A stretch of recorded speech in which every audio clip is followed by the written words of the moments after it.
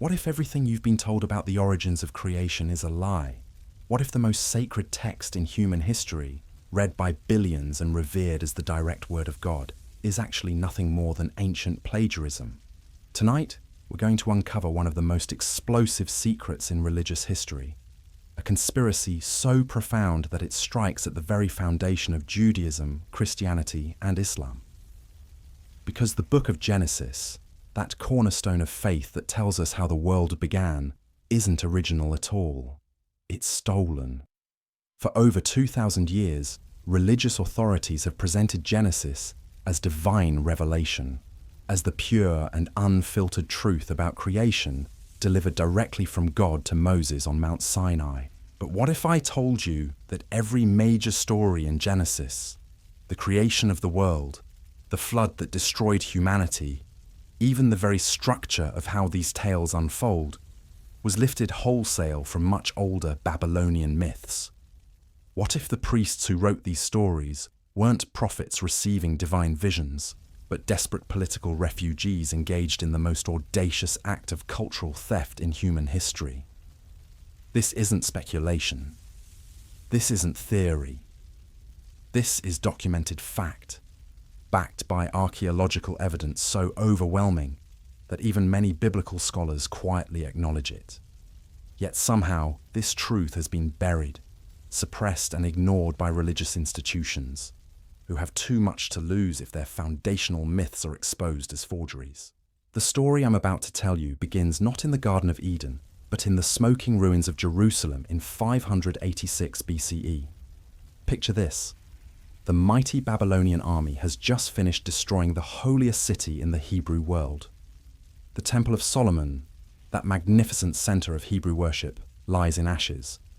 The priests, the scholars, the keepers of Hebrew tradition have been ripped from their homeland and marched in chains to Babylon, the greatest city on earth. These weren't simple nomads being conquered by a superior force. These Hebrew exiles found themselves in the intellectual and cultural capital of the ancient world. Babylon was a marvel of human achievement, towering ziggurats that scraped the sky, sophisticated mathematics and astronomy, complex legal codes, and most importantly, for our story, a rich literary tradition with creation myths that had been refined and perfected over thousands of years. Imagine the psychological shock these Hebrew priests experienced. They had spent their lives teaching that their God, Yahweh, was the supreme ruler of the universe. They had promised their people that Jerusalem was inviolable, that their covenant with God guaranteed divine protection. And yet here they were, captives in a foreign land, surrounded by the magnificent temples of Marduk and the other Babylonian gods who had apparently proven more powerful than their own deity. This created an existential crisis that went far beyond mere military defeat. If the Babylonian gods were strong enough to destroy Jerusalem and drag the chosen people into exile, what did that say about Yahweh? Had their entire religious system been built on delusion? Were the Babylonian creation stories, with their complex pantheon of gods, actually more accurate than Hebrew monotheism? The priests faced a choice that would determine the survival of their entire culture. They could admit defeat, watch their people assimilate into Babylonian society, and let their religious traditions fade into obscurity. Or they could fight back. Not with swords, those had already failed them, but with stories. With myths so powerful, so compelling, that they would not only preserve Hebrew identity, but actually elevate it above their conquerors. What they chose to do next was brilliant, ruthless, and completely dishonest. They decided to steal the most beloved and respected stories from Babylonian literature, but with a crucial twist. They would rewrite these tales, keeping all the dramatic elements that made them so compelling, but replacing the Babylonian gods with their own deity. They would take polytheistic chaos and transform it into monotheistic order. They would appropriate the sophisticated cosmology of their captors and use it to assert the ultimate supremacy of Yahweh. This wasn't simple cultural exchange or influence. This was calculated plagiarism on a massive scale. The Hebrew priests had access to the greatest library in the ancient world, filled with clay tablets containing the literary treasures of Mesopotamian civilization. Stories like the Enuma Elish, the Babylonian creation epic that had been recited in temples for over 1,000 years. Tales like the Epic of Gilgamesh, with its dramatic flood narrative that had captivated audiences across the ancient Near East. These stories had everything the Hebrew priest needed: cosmic drama, divine authority, explanations for human suffering, and most importantly, literary structures that had already proven their power to move and convince audiences. All they had to do was perform the ancient equivalent of find and replace, substituting Marduk with Yahweh, Tiamat with chaos, and multiple gods with a single supreme deity. But here's where it gets really interesting. The priests weren't just creating religious literature. They were crafting political propaganda designed to solve a very specific problem. How do you convince a defeated people that their God is actually more powerful than the gods of their conquerors? How do you maintain religious and cultural identity when everything you believed has been shattered by military defeat? The answer was to create a narrative so compelling that it would reframe the entire concept of divine power. Instead of gods who fought among themselves like the Babylonian pantheon, they would present a God so supreme that he created everything with mere words. Instead of chaotic cosmic battles, they would show peaceful, orderly creation. Instead of humanity being created as an afterthought to serve squabbling deities, they would present humans as the crown of creation, made in God's own image. This wasn't just theology, this was psychological warfare. By appropriating and transforming Babylonian myths, the Hebrew priests were essentially saying, "Your stories are powerful, but our God is so much greater that he can accomplish with a word what your gods needed cosmic battles to achieve." The genius of this approach was that it worked on multiple levels simultaneously. For Hebrew exiles familiar with these Babylonian stories, the new versions would feel both familiar and revolutionary. For future generations who would encounter Genesis without knowing its sources, these tales would seem like pure divine revelation. And for the priests themselves, this literary project gave them a way to maintain their authority and relevance even in exile. Now, let's examine the evidence. When you compare Genesis to its Babylonian sources, the parallels aren't subtle influences or vague similarities. They are point-by-point, structural copies that are so obvious once you know what to look for, that it's shocking anyone ever believed Genesis was original. Take the creation story in Genesis chapter 1. We're told that in the beginning, God's Spirit moved upon the face of the deep, and that the earth was without form and void. This primordial chaos, this formless watery abyss, is presented as the starting point for creation.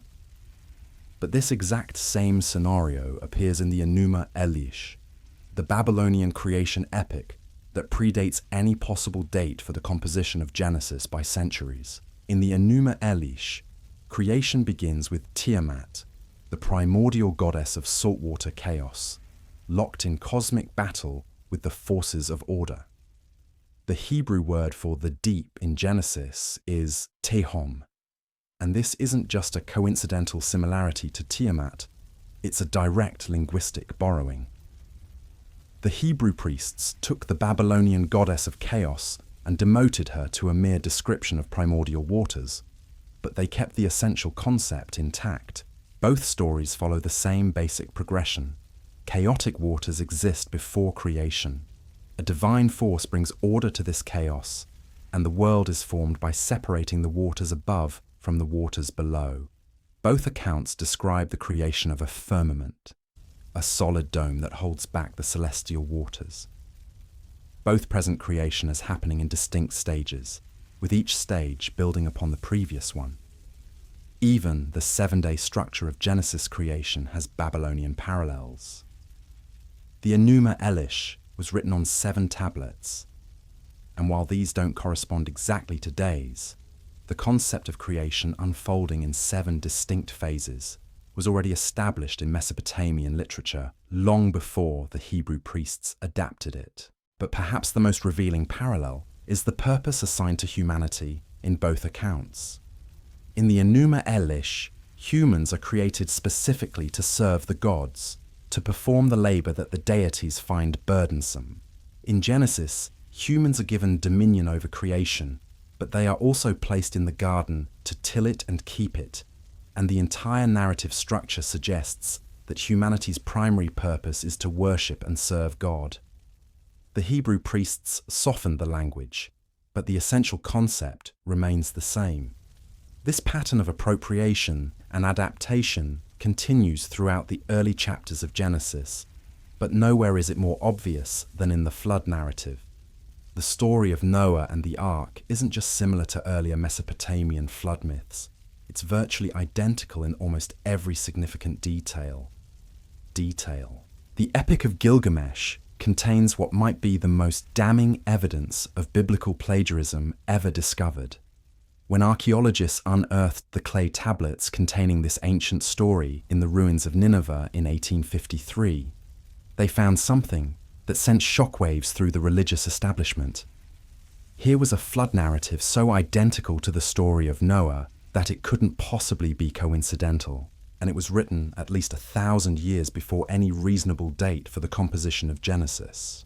Let me walk you through the parallels, because they're not subtle similarities. They're point-by-point identical plot elements that read like someone took the Gilgamesh story and performed a simple find and replace operation with the names. In both stories, the gods decide to destroy all of humanity with a catastrophic flood. In both accounts, a single righteous man is warned in advance by divine revelation. Both heroes are commanded to build a massive vessel to preserve their families and representatives of all animal life. Both arks come to rest on a mountain after the waters recede. Both survivors send out birds to test for dry land. First a raven, then a dove. And both stories conclude with the hero offering sacrifices to the gods, who smell the sweet savour and promise never to destroy the earth again in the same manner. These aren't vague thematic resemblances. These are identical narrative beats following the exact same sequence. The Hebrew priests didn't just borrow inspiration from Gilgamesh. They copied its homework and changed just enough details to avoid being caught. But here's where the political motivation becomes crystal clear. The differences between the two stories reveal exactly what the Hebrew priests were trying to accomplish with their plagiarism. In the original Gilgamesh version, the gods send the flood for petty, capricious reasons. They're annoyed by human noise that keeps them awake, so they decide to commit genocide. The god Ea warns Utnapishtim not out of justice, but because he's fond of this particular human. After the flood, the gods realize they've made a terrible mistake because now they have no one to provide them with sacrifices, and they're literally starving without human worship. This portrayal of divine authority was completely unacceptable to the Hebrew priests, trying to assert their god's supremacy. So they kept the dramatic structure that audiences already loved, but they completely rewrote the motivations. In Genesis, God doesn't send the flood because he's petty or capricious. He sends it as righteous judgment against human wickedness. Noah isn't saved because he happens to be someone's favorite, but because he alone is righteous in his generation. And God doesn't regret the flood because he's hungry for sacrifices. He makes a covenant, promising that he will never again destroy the earth by flood, establishing himself as a deity of perfect justice and mercy. Do you see what they did? They took a story that portrayed gods as flawed, needy, and impulsive, and they transformed it into a narrative that presents their God as perfectly just, all-powerful, and morally consistent. This wasn't accidental cultural influence. This was deliberate theological propaganda designed to elevate Yahweh above the Babylonian pantheon, using the very stories that had made those gods famous. The evidence becomes even more damning when you examine the practical details that were copied wholesale. The dimensions and design of the vessels, the specific types of birds sent out, even the geographical details about mountains and landing sites, all of these elements appear in both stories with suspicious consistency. If these were independent accounts of the same historical event, you might expect some variation in these details. But if one story was copied from the other, you'd expect exactly what we find: identical specific elements with only theological motivations changed. Now, defenders of biblical originality have tried to argue that perhaps both stories derive from a common, older source, maybe an actual historical flood that both cultures remembered independently. But this argument collapses under scrutiny for several reasons. First, the textual evidence shows clear literary dependence, not independent oral tradition. The narrative structures, the specific vocabulary choices, even the order of events follow patterns that indicate direct copying rather than parallel development. When you find two students who have submitted nearly identical essays, you don't assume they independently arrived at the same thoughts. You recognize plagiarism. Second, the geological evidence simply doesn't support a global flood of the type described in these stories. If such an event had actually occurred, we would find consistent flood layers in sedimentary rock around the world dating to the same time period. We don't.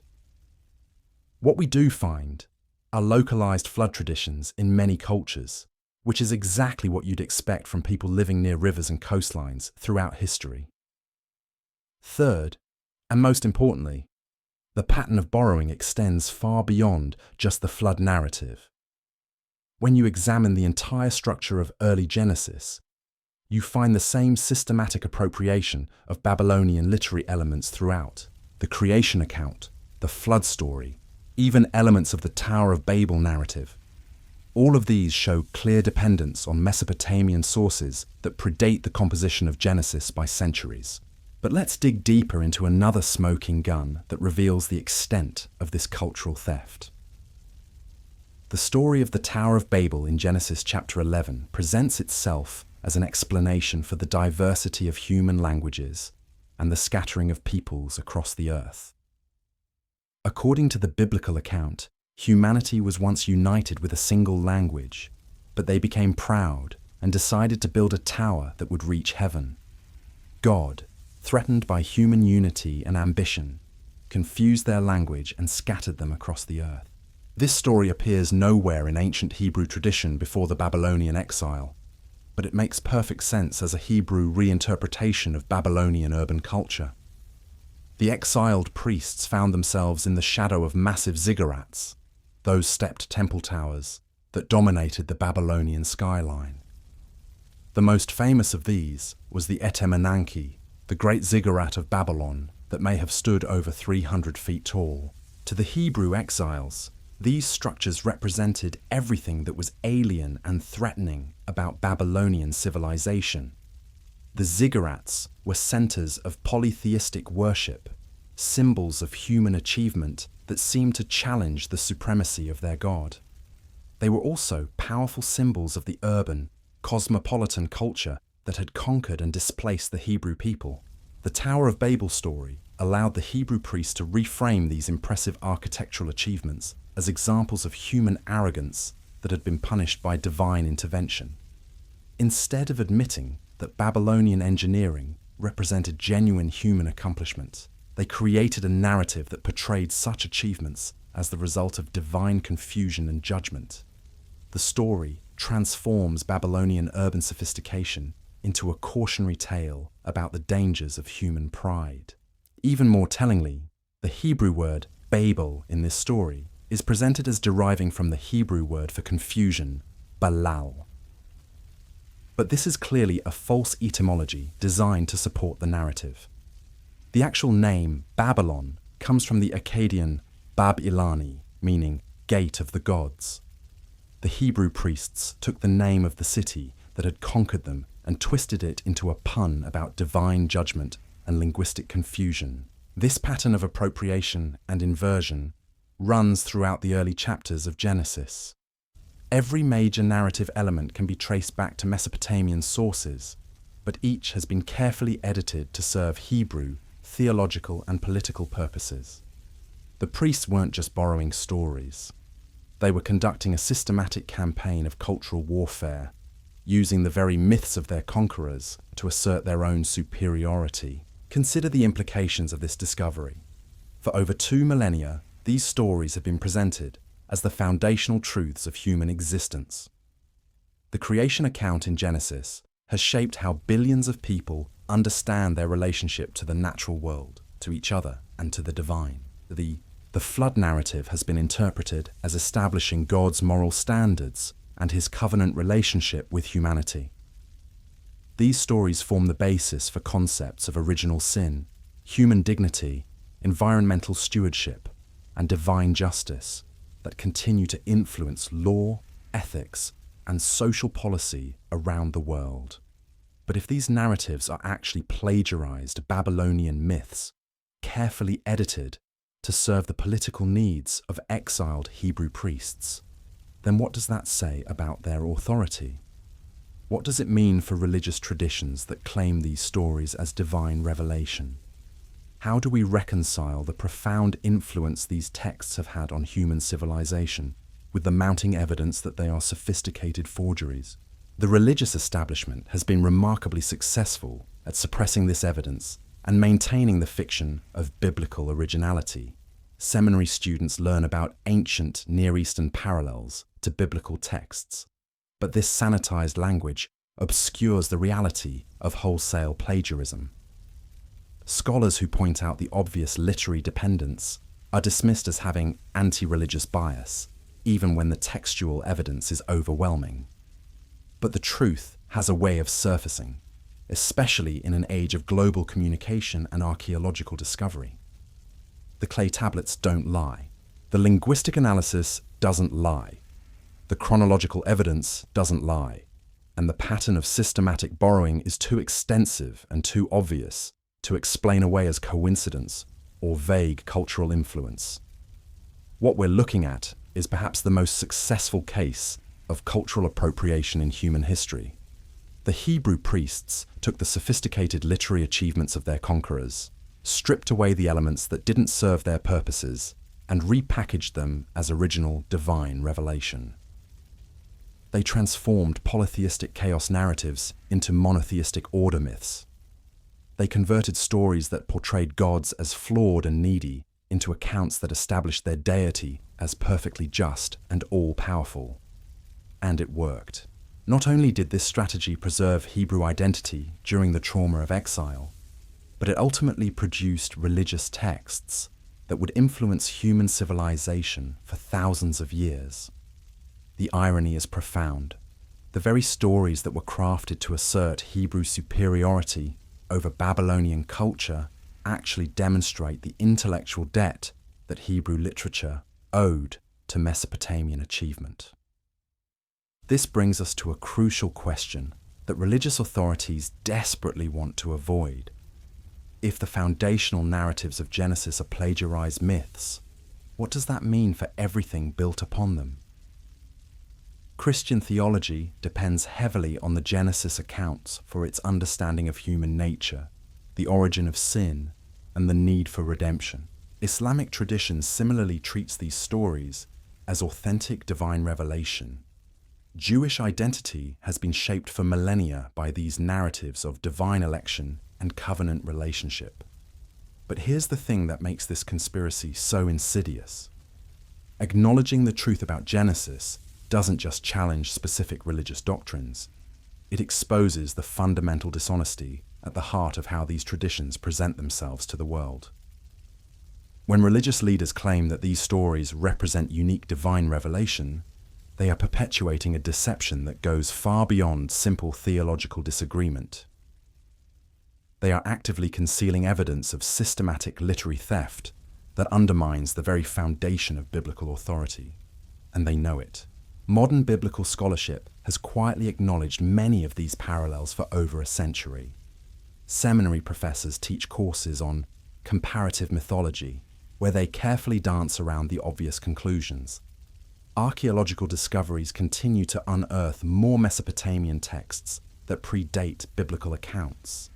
linguistic analysis becomes more sophisticated every year, revealing deeper connections between Hebrew texts and their Babylonian sources. Yet somehow, this mountain of evidence never makes it into Sunday sermons. Congregations continue to be told that Genesis represents the pure, unfiltered Word of God. Children grow up believing that these stories are historically accurate accounts of cosmic origins. Religious authorities continue to base moral pronouncements on narratives they know are borrowed from pagan sources. This isn't just intellectual dishonesty, it's fraud on a massive scale. When televangelists raise millions of dollars by preaching the literal truth of Genesis, when politicians justify environmental policies based on biblical creation accounts, when educational systems are pressured to teach these stories as scientific fact, we're witnessing the continued exploitation of ancient plagiarism for modern power and profit. But let's examine an even more damning piece of evidence that reveals the calculated nature of this deception. The Hebrew priests didn't just borrow isolated stories. They systematically restructured Babylonian literature to serve their ideological agenda. And nowhere is this more obvious than in how they handled the concept of divine authority itself. In Mesopotamian mythology, the gods are portrayed as fundamentally flawed beings. They have needs, desires, weaknesses, and limitations. The great god Marduk achieves supremacy not through inherent perfection, but by defeating other gods in cosmic battles. He rules through strength and cunning, but his authority can be challenged. The pantheon is filled with divine politics, rivalries, and power struggles that mirror human social dynamics. This polytheistic worldview was completely incompatible with the Hebrew priests' agenda. They needed a deity who was not just powerful, but absolutely supreme. Not just victorious, but beyond the possibility of challenge. Not just impressive, but worthy of exclusive worship. So they took the Babylonian stories and performed theological surgery on them. Where Marduk battled Tiamat in a cosmic struggle for supremacy, Yahweh simply speaks and chaos obeys. Where the Babylonian creation required violence and conflict among competing divine forces, Genesis presents effortless creation through divine command. Where Mesopotamian gods needed to rest because they were exhausted from their labors, the Hebrew God rests on the seventh day, not from fatigue, but to establish a pattern for human observance. Every single modification serves the same purpose: to elevate Yahweh above the limitations that characterize the Babylonian pantheon. The Hebrew priests weren't just copying stories. They were engaging in systematic theological propaganda designed to assert the absolute supremacy of their particular deity. And this brings us to perhaps the most sinister aspect of this entire deception. The plagiarism wasn't just about preserving Hebrew identity during exile. It was about creating a religious system that would concentrate unprecedented power in the hands of the priestly class. By presenting themselves as the exclusive interpreters of divine revelation, by claiming that their edited versions of Babylonian myths represented direct communication from the supreme God of the universe, the Hebrew priests established a religious authority that could not be questioned or challenged. Think about the implications. If these stories really were divine revelation, then anyone who doubted them was rebelling against God himself. If these narratives really did represent the fundamental truths about cosmic origins and human purpose, then the priests who interpreted them wielded ultimate moral authority. If Genesis really was historically accurate, then questioning it meant questioning reality itself. This is how stolen mythology became the foundation for religious totalitarianism. By successfully passing off plagiarized Babylonian literature as original divine revelation, the Hebrew priests created a system where their authority was literally unquestionable. To doubt the stories was to doubt God. To challenge the interpretation was to challenge divine truth itself. The success of this strategy can be measured by its longevity. For over 2 millennia, these appropriated myths have been used to justify everything from crusades to colonization, from the subjugation of women to the persecution of scientists, from the accumulation of vast religious wealth to the suppression of competing worldviews. All based on stories that were stolen from the very culture the Hebrew priests claimed their God had conquered. But the deception goes even deeper when you examine how these plagiarized narratives were designed to create psychological dependency. The Genesis accounts don't just tell stories, they establish fundamental assumptions about human nature that make people emotionally dependent on religious authority for their sense of worth and purpose. Consider the psychological impact of the creation narrative as it's traditionally taught. Humans are created in God's image, making them special and elevated above all other creatures. But they are also fundamentally flawed, prone to disobedience, and in need of divine guidance. They possess dignity because of their divine origin, but they also carry guilt because of their inherent sinfulness. This creates a perfect psychological trap.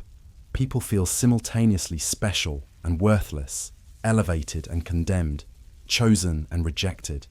This isn't accidental. It's a carefully crafted emotional manipulation designed to create lasting dependence on religious authority.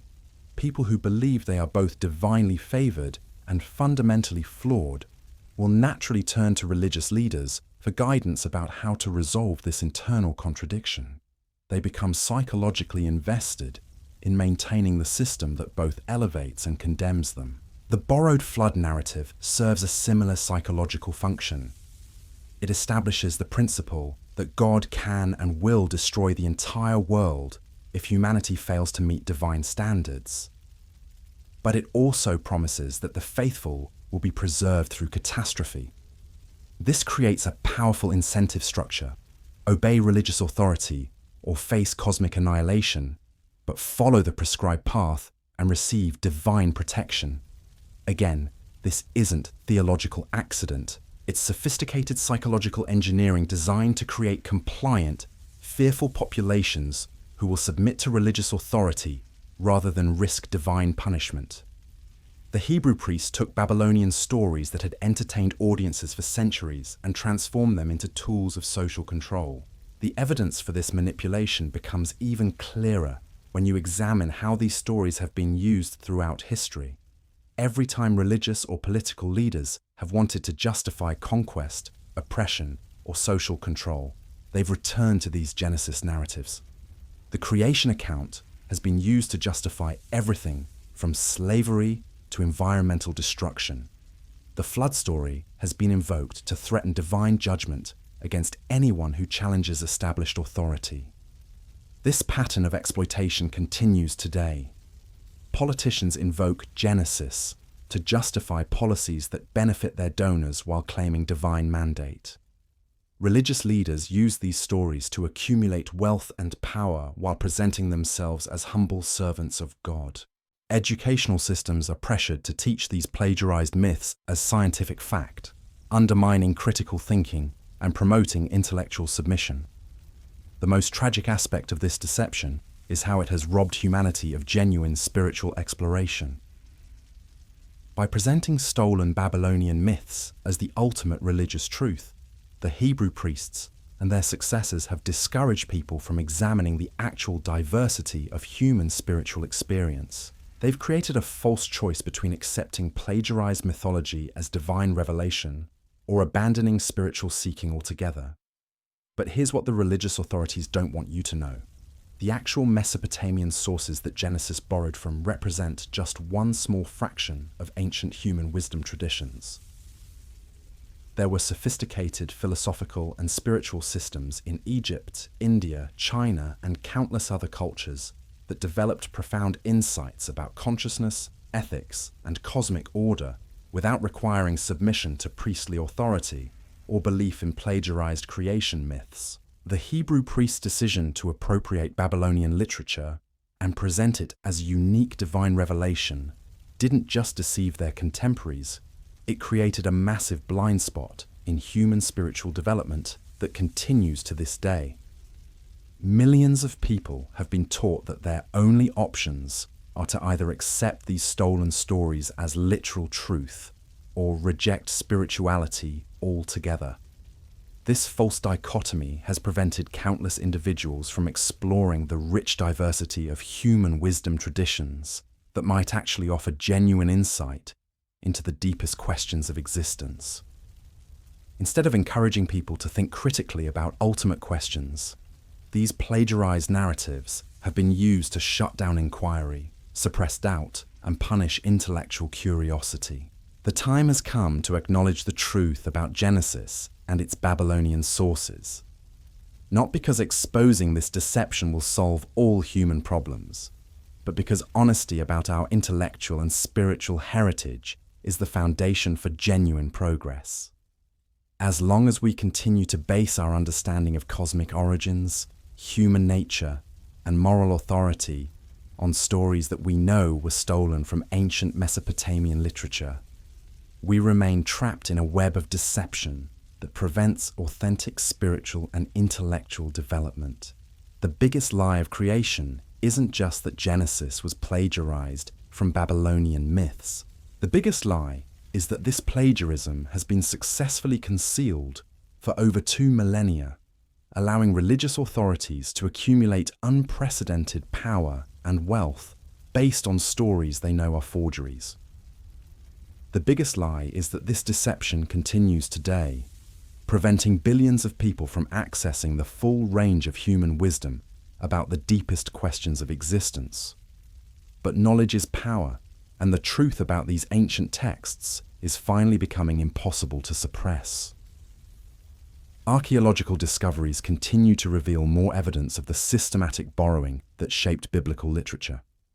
Linguistic analysis becomes more sophisticated every year, exposing deeper connections between Hebrew texts and their Mesopotamian sources. Global communication makes it increasingly difficult for religious authorities to control access to information that challenges their claims about biblical originality.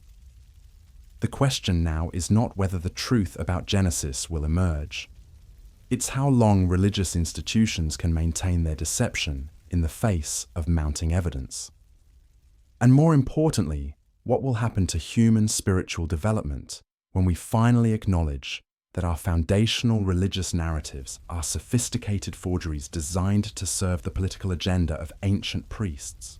The answer to that question will determine whether humanity can finally move beyond the intellectual and spiritual limitations imposed by millennia of systematic deception, or whether we'll continue to base our deepest beliefs about existence on stories we know were stolen from the very culture the biblical authors claimed their God had conquered. The sophistication of this deception becomes even more apparent when you examine how the Hebrew priests handled the theological implications of their borrowing.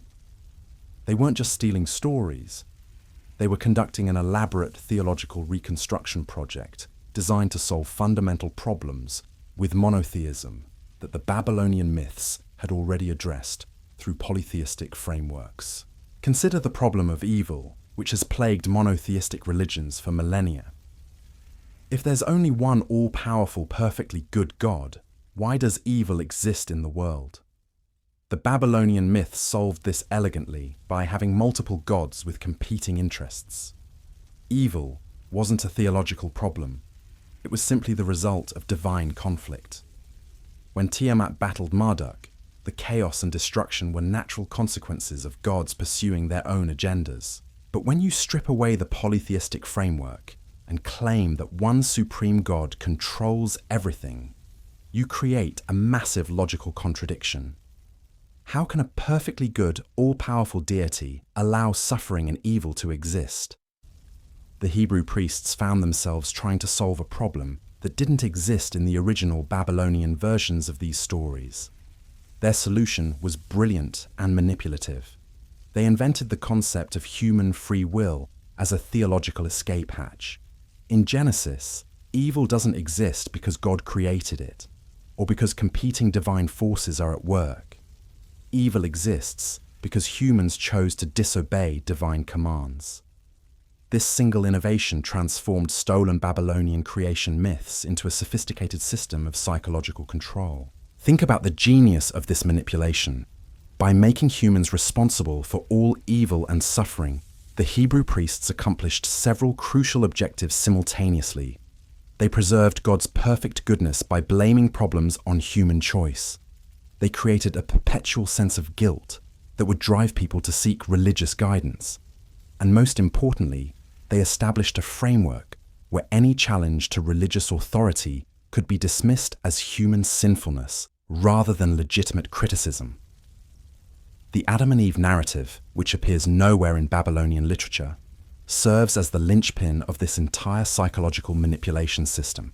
The story provides a mythological explanation for why humans feel alienated from the divine, why life involves suffering, and why people need religious intermediaries to restore their relationship with God.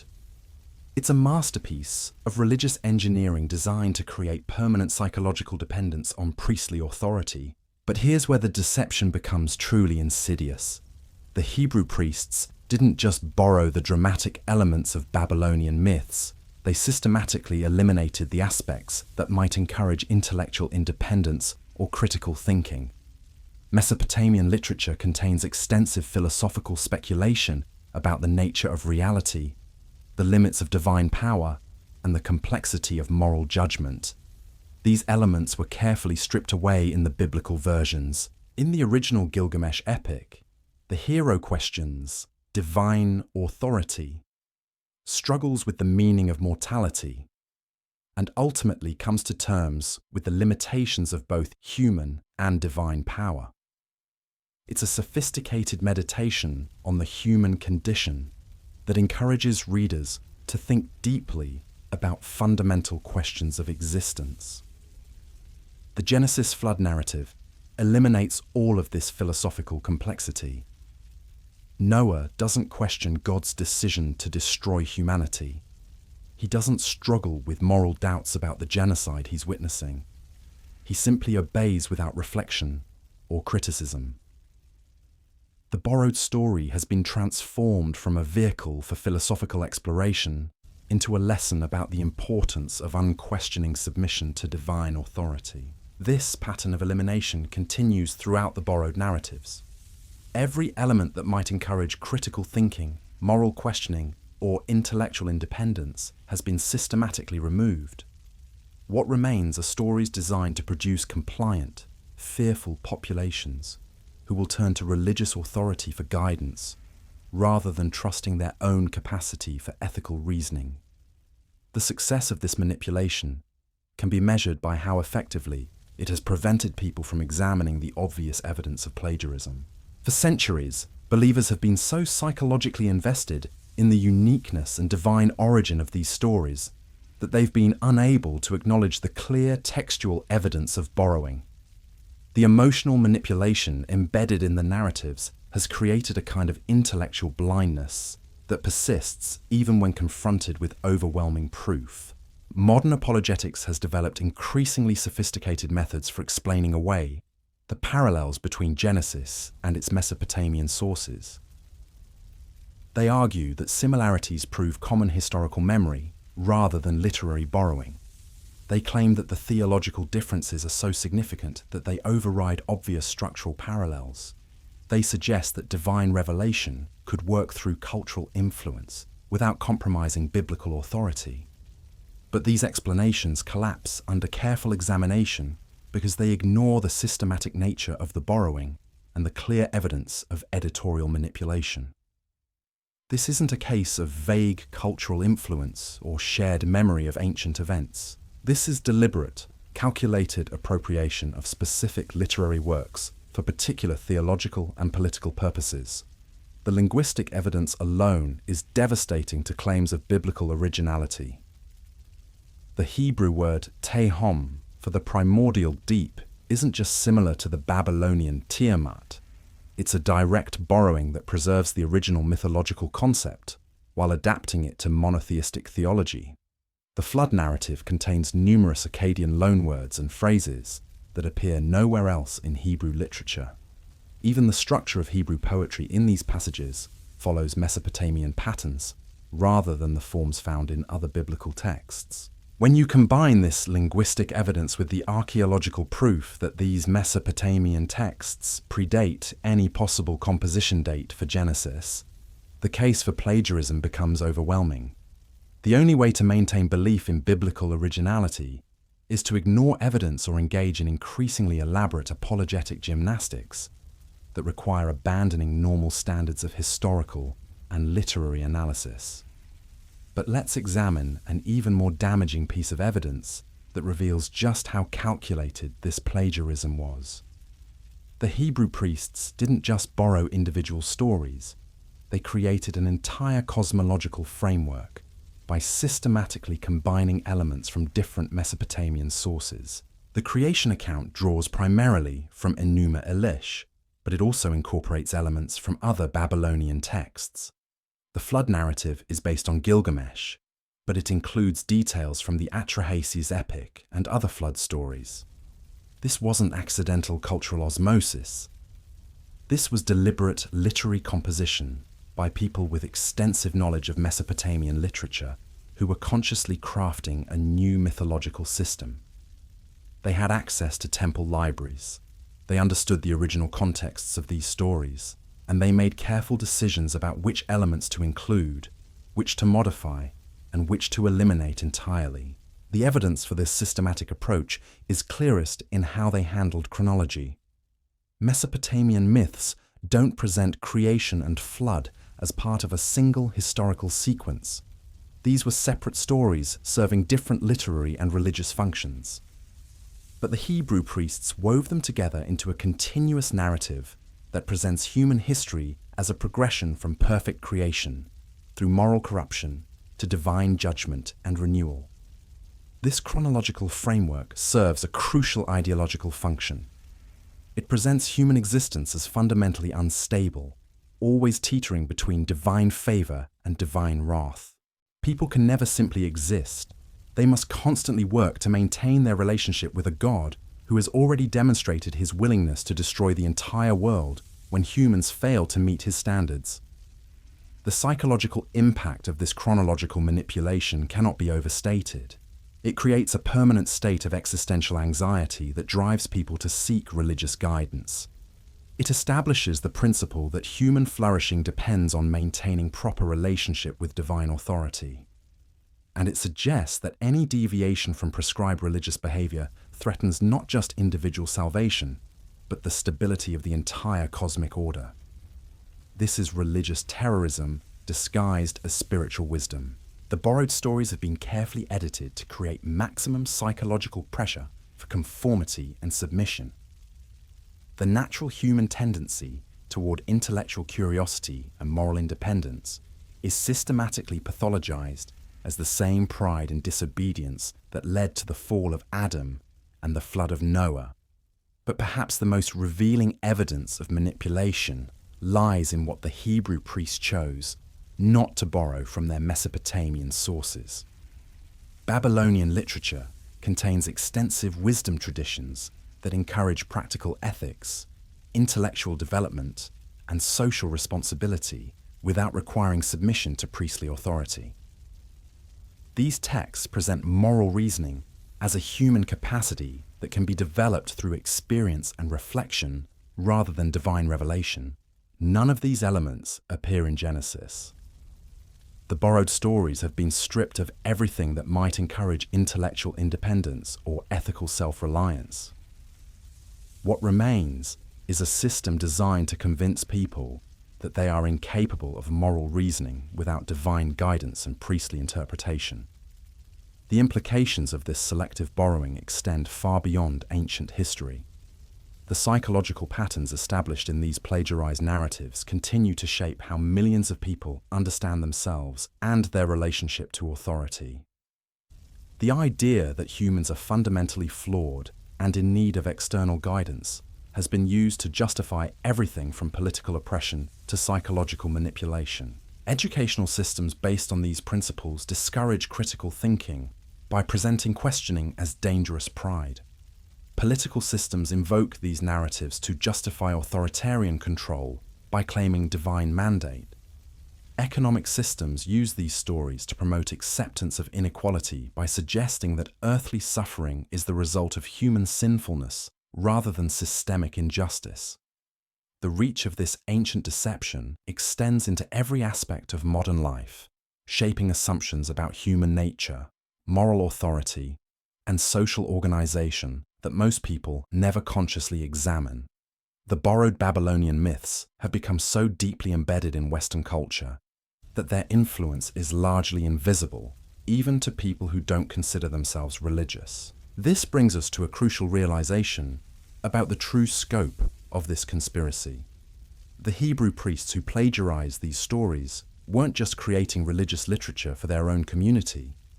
They were establishing ideological frameworks that would eventually influence the development of law, politics, education, psychology, and social organization throughout the Western world. The success of Christianity and Islam meant that these borrowed narratives spread far beyond their original cultural context.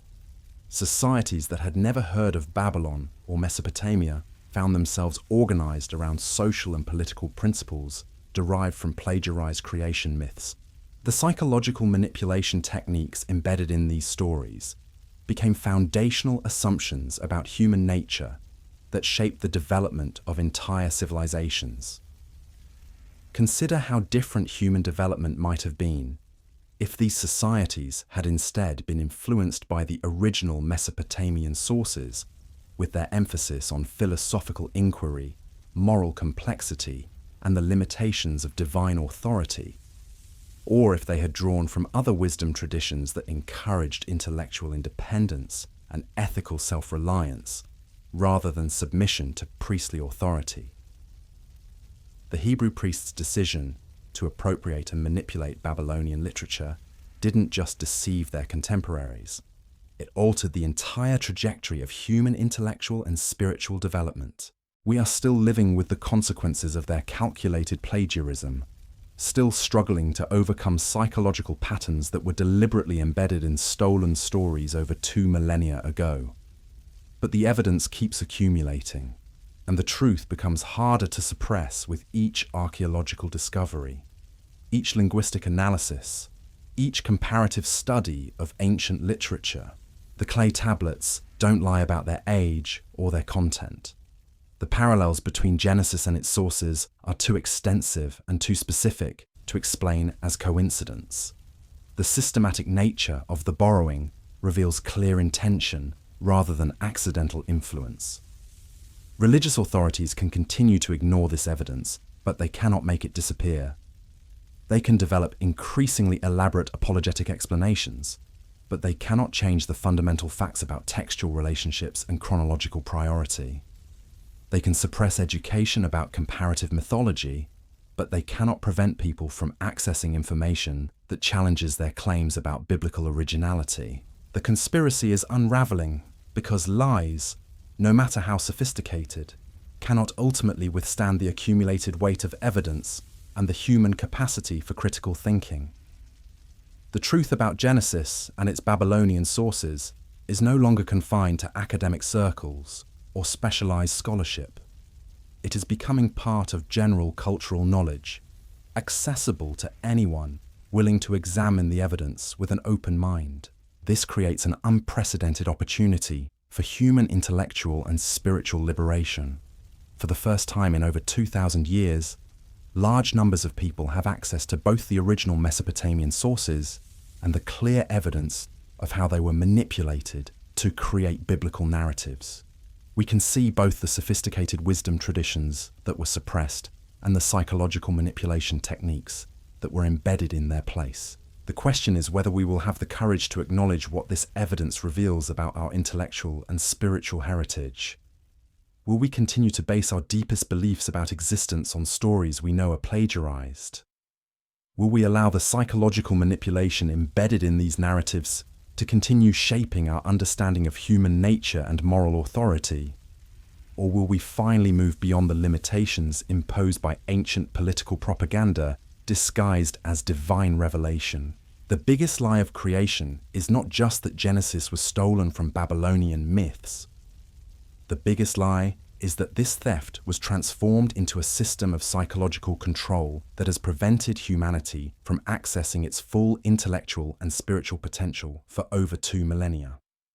The biggest lie is that we continue to organize societies around principles derived from plagiarized stories designed to serve the political agenda of ancient priests. But lies, no matter how ancient or sophisticated, cannot survive indefinitely in the face of evidence and critical examination. The truth about Genesis is finally emerging from the shadows where it has been hidden for so long. And with that truth comes the possibility of genuine intellectual and spiritual freedom, liberated from the psychological chains forged by ancient plagiarists who transformed stolen wisdom into tools of control and manipulation. The evidence is clear. The parallels are undeniable. The chronology is devastating. The psychological manipulation is transparent. The only question now is whether humanity will finally have the courage to acknowledge the truth about its foundational religious narratives and begin the long process of recovering from millennia of systematic deception. Deception. The psychological architecture of this deception becomes even more sinister when you examine how the Hebrew priests weaponized guilt and shame to maintain control over their people. The original Mesopotamian myths contain no concept of inherited corruption or universal human depravity. But the Genesis authors needed a mechanism that would ensure permanent dependence on religious authority, so they invented something that had never existed before in human literature: the doctrine of original sin. Think about the revolutionary nature of this concept. In every other ancient culture, humans were born morally neutral. You became good or evil through your choices and actions. But the Hebrew priests created a narrative where every human being was born already corrupted, already guilty, already in need of redemption that could only come through proper religious channels. This wasn't theology. This was psychological warfare. By convincing people that they were inherently flawed from birth, the priests ensured that no one could ever feel complete or whole without their intervention. You couldn't earn your way to righteousness through good deeds because your very nature was polluted. You couldn't trust your own moral instincts because they were corrupted by inherited sin. You couldn't even approach the divine directly because you were fundamentally unworthy. The genius of this system was that it made resistance psychologically impossible. Anyone who challenged religious authority wasn't just disagreeing with human institutions. They were rebelling against cosmic order itself. Their very desire to question proved their sinful nature. Their intellectual pride demonstrated their spiritual corruption. The system was designed to interpret every form of independent thinking as evidence of the very problem it claimed to solve. But here's where the manipulation reaches truly breathtaking levels of sophistication. The priests didn't just create a problem that required their solution. They embedded the psychological programming so deeply into the borrowed stories that people would unconsciously reinforce their own subjugation every time they engaged with the narratives. Consider how the Adam and Eve story functions as a psychological conditioning tool. Every time someone reads or hears this account, they're being programmed to associate intellectual curiosity with moral failure. The forbidden fruit isn't just any fruit, it's specifically the tree of knowledge. The sin isn't just disobedience, it's the desire to understand reality independently of divine authority. The message is crystal clear. Seeking knowledge outside of approved religious channels leads to cosmic catastrophe. Trusting your own judgment results in exile from paradise. Questioning authority brings death into the world. This isn't subtle symbolism. It's direct psychological programming designed to create permanent intellectual submission. The flood narrative serves a complementary function by establishing the principle of collective punishment for individual moral failure.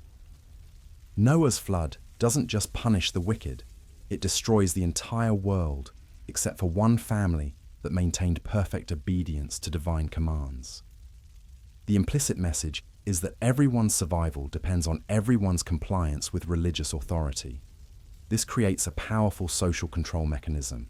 where community members police each other's behavior out of fear that individual rebellion might trigger collective punishment. You can't just ignore religious authority and live your own life.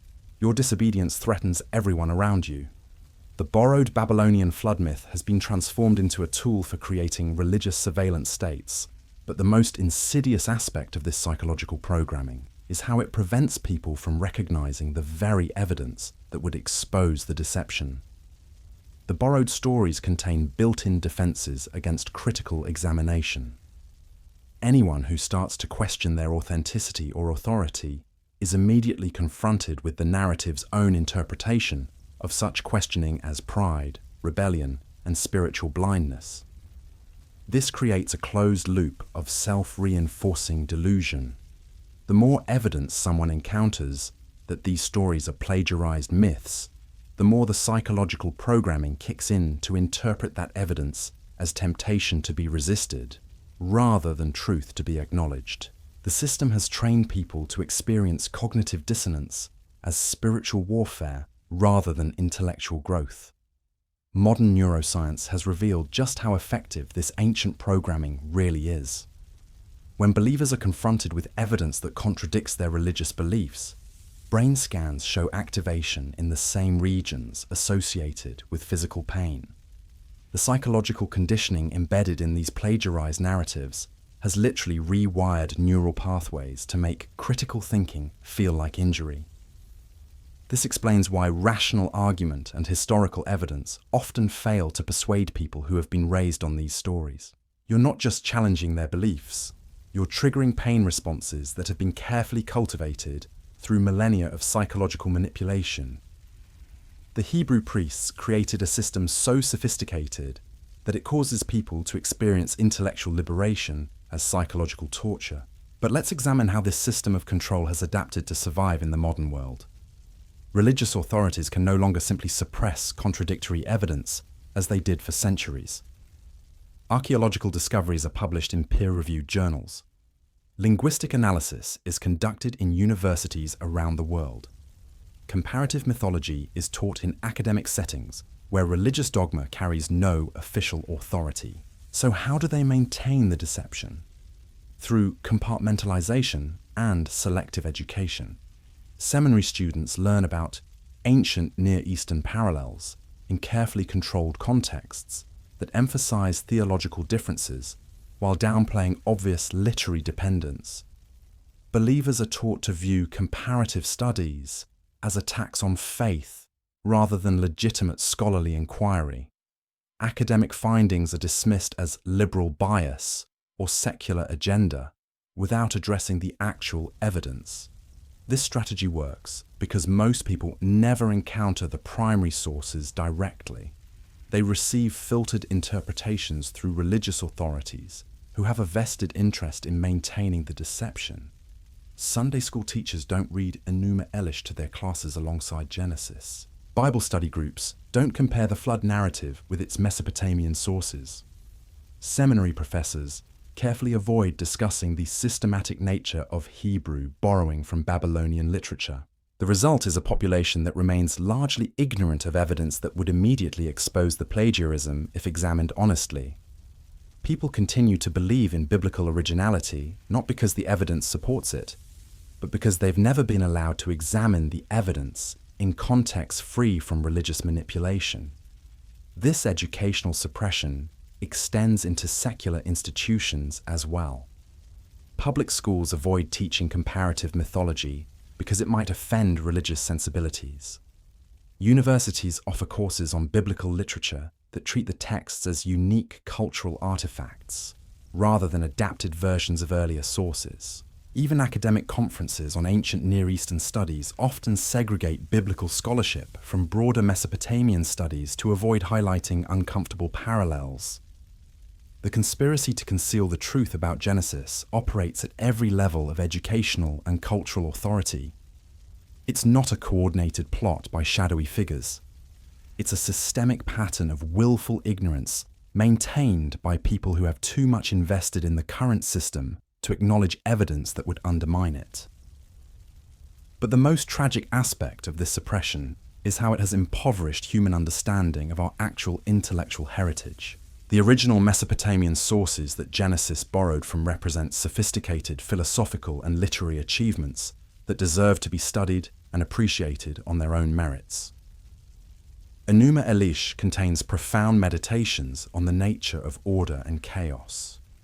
The Epic of Gilgamesh explores themes of friendship, mortality, and the human search for meaning with psychological depth that rivals modern literature. These texts have been relegated to academic obscurity not because they lack value, but because acknowledging their literary merit would raise uncomfortable questions about biblical originality. The Hebrew priests' decision to plagiarize these stories has resulted in the suppression of the very sources that would reveal their theft. Imagine how different human intellectual development might have been if these texts had been studied openly throughout history, instead of being trapped by psychological programming designed to prevent critical thinking.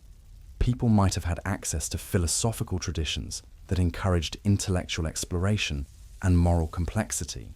Instead of being conditioned to fear knowledge and submit to authority, they might have been inspired by stories that celebrated human achievement and divine limitations. The scope of what has been lost becomes clear when you examine other wisdom traditions that were marginalized or suppressed because they conflicted with biblical narratives.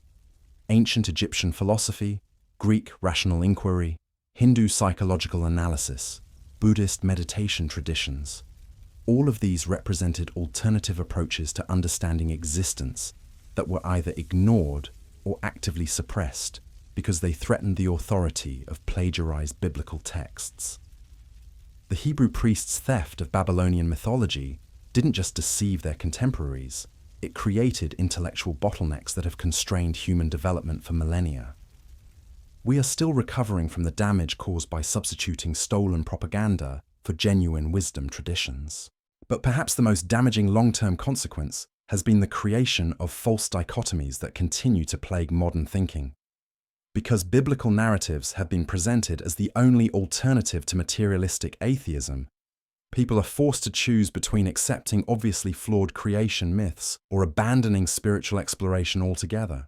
This binary thinking prevents people from examining the rich diversity of human wisdom traditions that might actually offer genuine insights into consciousness, ethics, and cosmic order.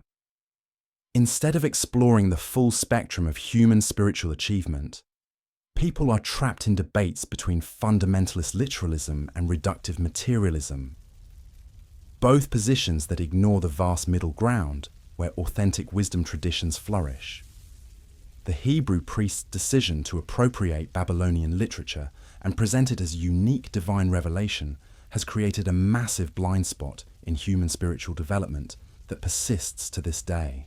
The psychological programming embedded in their plagiarized narratives continues to prevent millions of people from accessing their full intellectual and spiritual potential. Consider how different religious discourse might be if people understood that Genesis represents just one culture's adaptation of universal mythological themes, rather than unique divine revelation. Instead of arguing about whether creation happened in 6 literal days or through evolutionary processes, we might explore what these stories reveal about human psychological needs for meaning, order, and cosmic significance. Instead of using flood narratives to threaten divine judgment against modern behavior, we might examine what these universal themes tell us about human responses to environmental catastrophe and social breakdown. Instead of treating these texts as infallible moral guides, we might appreciate them as historical documents that reveal both the insights and limitations of ancient attempts to understand existence. This shift in perspective wouldn't eliminate the value of these stories. It would liberate them from the burden of having to serve as literal historical accounts and allow them to function as what they actually are: sophisticated mythological explorations of fundamental human concerns. But such intellectual liberation requires acknowledging the truth about their origins and the systematic deception that has surrounded them for over 2 millennia. It requires recognizing that religious authorities have perpetuated a fraud not because they are evil, but because they are trapped in systems that make honesty about biblical origins psychologically and financially impossible. The conspiracy to conceal the truth about Genesis isn't maintained by villains in backrooms. It's sustained by ordinary people who have been conditioned to experience intellectual honesty as spiritual betrayal. Breaking free from this deception requires not just access to evidence, but the psychological courage to challenge programming that has been reinforced through centuries of cultural repetition. The stakes couldn't be higher. As humanity faces unprecedented challenges that require sophisticated thinking about ethics, environment, and global cooperation, we cannot afford to remain trapped by psychological patterns embedded in ancient propaganda. The borrowed narratives that once served the political needs of exiled Hebrew priests have become obstacles to the intellectual and spiritual development that modern survival requires. The truth about Genesis and its Babylonian sources offers a pathway beyond these limitations. By acknowledging the human origins of these texts, we can appreciate their cultural and literary value without being constrained by claims of divine authority. By understanding the psychological manipulation embedded in their current form, we can extract whatever genuine wisdom they contain without accepting the system of control they were designed to maintain. The evidence is overwhelming. The parallels are undeniable. The chronology is devastating. The psychological programming is transparent. The educational suppression is systematic. The intellectual damage is profound. But the opportunity for liberation is unprecedented. For the first time in human history, we have access to both the original sources and the clear evidence of how they were manipulated to create biblical narratives. We can see the sophisticated wisdom traditions that were suppressed and the psychological control mechanisms that were embedded in their place. We can understand both the historical circumstances that motivated this deception and the ongoing forces that maintain it. The only question is whether we will have the intellectual courage to acknowledge what this evidence reveals and begin the difficult process of recovering from millennia of systematic manipulation. The biggest lie of creation is not just that Genesis was plagiarized from Babylonian myths. The biggest lie is that this plagiarism has been successfully concealed and weaponized to prevent human intellectual and spiritual development for over 2,000 years. But lies, no matter how sophisticated or ancient, cannot survive indefinitely when confronted with evidence and critical examination. The truth about Genesis is emerging from the shadows where it has been hidden for so long. And with that truth comes the possibility of genuine intellectual and spiritual freedom, liberated from the psychological chains forged by ancient plagiarists who transformed stolen wisdom into tools of perpetual control. The revelation is here. The evidence is clear. The choice is ours. The evidence is clear. The choice is ours. What happens when the most successful conspiracy in human history is finally exposed? What happens when the archaeological evidence becomes so overwhelming that even the most devoted believers can no longer ignore the truth? We're witnessing that moment right now. As the carefully constructed walls of deception crumble under the weight of undeniable proof, the discovery of cuneiform tablets across Mesopotamia has created an avalanche of evidence that religious authorities simply cannot suppress any longer. Every excavation brings new texts to light. Every translation reveals deeper connections. Every comparative analysis exposes more systematic borrowing.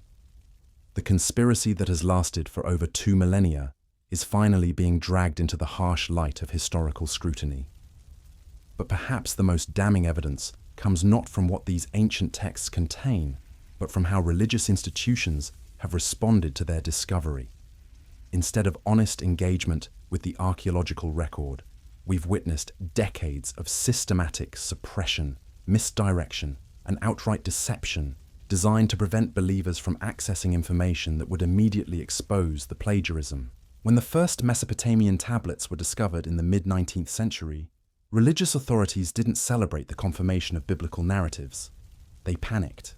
Because what archaeologists had unearthed wasn't evidence supporting biblical originality. It was proof of wholesale literary theft on an unprecedented scale. The initial response was predictable. Scholars who pointed out the obvious parallels were attacked as having anti-religious bias. Academic institutions that taught comparative mythology were accused of undermining faith.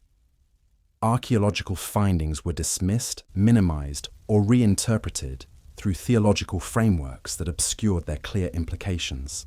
But suppression only works when information can be controlled. And, in an age of global communication and digital access to primary sources, the truth becomes increasingly difficult to contain. Today, anyone with internet access can read the Enuma Elish alongside Genesis and see the systematic borrowing for themselves. They can examine the Epic of Gilgamesh and recognize the flood narrative that was later attributed to divine revelation. The conspiracy is unraveling because the evidence has reached a tipping point where denial becomes impossible for anyone willing to examine the facts honestly. The linguistic connections are too precise, the structural parallels are too extensive, the chronological evidence is too clear. The pattern of systematic appropriation is too obvious to explain away as coincidence or vague cultural influence. Modern religious apologetics has developed increasingly desperate strategies to explain away this evidence. They argue that similarities prove common historical memory rather than literary dependence. They claim that theological differences override obvious narrative parallels. They suggest that divine inspiration could work through cultural borrowing without compromising biblical authority. But these explanations collapse under careful examination because they require abandoning normal standards of historical and literary analysis. If we applied the same evidentiary standards that religious apologists use to defend biblical originality to any other ancient text, we would be forced to conclude that no literary dependence ever existed between any documents in human history. The reality is that scholars have been quietly acknowledging this evidence for over a century. Academic conferences discuss these parallels openly. Peer-reviewed journals publish detailed analyses of the borrowing. Seminary professors teach courses on ancient Near Eastern literature, where the connections are impossible to ignore. Yet somehow, this mountain of scholarly consensus never makes it into popular religious education. Congregations continue to be told that Genesis represents unique divine revelation. Sunday school curricula ignore the Mesopotamian sources entirely. Religious publishing houses produce study Bibles that make no mention of the obvious literary dependence. This disconnect between academic knowledge and popular religious teaching reveals the true nature of the conspiracy. It's not maintained by ignorance. It's sustained by willful suppression of information that would undermine religious authority and financial interests built on claims of biblical uniqueness. The financial stakes alone explain much of the resistance to acknowledging the truth. Religious institutions have invested billions of dollars in infrastructure, education systems, and media empires based on the premise that biblical narratives represent direct divine communication. Acknowledging that these stories are plagiarized myths would threaten not just theological doctrine, but enormous economic interests that depend on maintaining the deception. Consider the scope of what would be at risk if the truth about Genesis became widely known.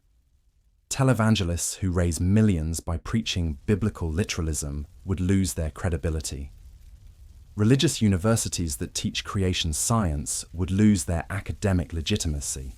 Publishers of biblical commentaries would lose their market for materials that treat plagiarized myths as divine revelation. The conspiracy extends beyond just religious institutions into political and cultural spheres, where biblical narratives are used to justify policy positions and social arrangements. Politicians invoke Genesis to support environmental policies. Educators reference creation accounts to challenge scientific theories. Legal systems incorporate assumptions about human nature derived from stories that were stolen from Babylonian sources. Acknowledging the truth about biblical plagiarism wouldn't just change how people understand ancient literature. It would require fundamental reassessment of law, politics, education, and social organization throughout societies that have been shaped by these narratives for centuries. This explains why the suppression has been so systematic and why the resistance to truth remains so fierce. The Hebrew priests who originally plagiarized these stories were trying to solve a localized political problem. But their deception became the foundation for civilizational structures that now have too much invested in maintaining the lie to acknowledge the evidence of its origins. The psychological dimension of this resistance runs even deeper than financial or political interests. The borrowed narratives have been so successfully embedded in cultural consciousness that challenging them feels like attacking the very foundation of meaning and identity for millions of people. When someone's entire worldview is built on the premise that Genesis represents unique divine revelation, presenting evidence of plagiarism doesn't just challenge their religious beliefs, it threatens their fundamental sense of reality. The cognitive dissonance created by this challenge activates the same psychological defense mechanisms that the Hebrew priests originally built into their plagiarized stories. The narrative of Adam and Eve conditions people to interpret intellectual curiosity as dangerous pride. The flood story teaches that questioning divine authority leads to cosmic destruction. The psychological programming embedded in these borrowed tales creates automatic resistance to exactly the kind of critical examination that would expose their origins. This creates a perfect closed loop of self-reinforcing delusion. The more evidence someone encounters that these stories are plagiarized, the more their psychological conditioning interprets that evidence as temptation to be resisted rather than truth to be acknowledged. The system has trained people to experience intellectual honesty as spiritual betrayal. Breaking through this conditioning requires more than just presenting facts. It requires helping people understand how the psychological manipulation works, and why their emotional resistance to evidence is actually proof of how effectively the ancient programming continues to function. But something remarkable is happening as more people gain access to the primary sources and the tools for critical analysis. The psychological hold of these narratives is beginning to weaken. People are starting to recognize the difference between genuine spiritual wisdom and sophisticated religious propaganda. The artificial fear of intellectual curiosity is giving way to authentic interest in understanding human spiritual heritage. This shift is creating unprecedented opportunities for spiritual and intellectual liberation. For the first time in over 2 millennia, large numbers of people have access to both the original Mesopotamian sources and clear evidence of how they were manipulated to create biblical narratives. They can see the sophisticated wisdom traditions that were suppressed and the control mechanisms that were embedded in their place. The implications extend far beyond just correcting historical misconceptions. Understanding the true origins of Genesis opens the door to exploring the rich diversity of human wisdom traditions that have been marginalized or ignored because they conflicted with claims of biblical uniqueness.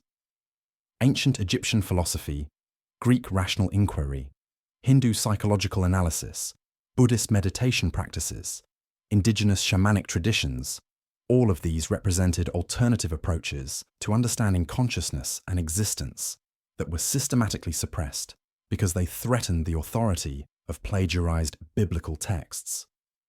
Recognizing Genesis as adapted Mesopotamian mythology doesn't diminish its cultural or literary value. It liberates these stories from the impossible burden of having to serve as literal historical accounts and allows them to function as what they actually are: sophisticated explorations of universal human concerns about meaning, morality, and cosmic order. So there you have it. The biggest lie in human history isn't some modern conspiracy or political cover-up. It's a deception so ancient, so foundational, that it has shaped the consciousness of billions for over 2,000 years. The book of Genesis, revered as the sacred word of God, is nothing more than a masterpiece of ancient plagiarism. Babylonian stories stolen, edited, and repackaged by desperate Hebrew priests trying to save their religion from extinction. The evidence is overwhelming. The parallels are undeniable. The chronology destroys any claim of biblical originality.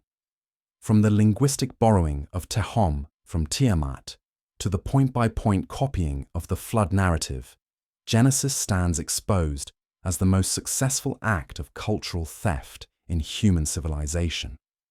The Hebrew priests didn't receive divine revelation. They engaged in systematic literary fraud, transforming their captors' polytheistic myths into monotheistic propaganda designed to assert Yahweh's supremacy over the very gods who had conquered Jerusalem. But here's what makes this conspiracy truly insidious. It worked beyond their wildest dreams. What began as a desperate attempt to preserve Hebrew identity during exile became the foundation for religious empires that would dominate human thought for millennia. The psychological manipulation embedded in these stolen stories, the guilt, the fear, the conditioning to view intellectual curiosity as spiritual rebellion, continues to shape how millions understand themselves and their relationship to authority.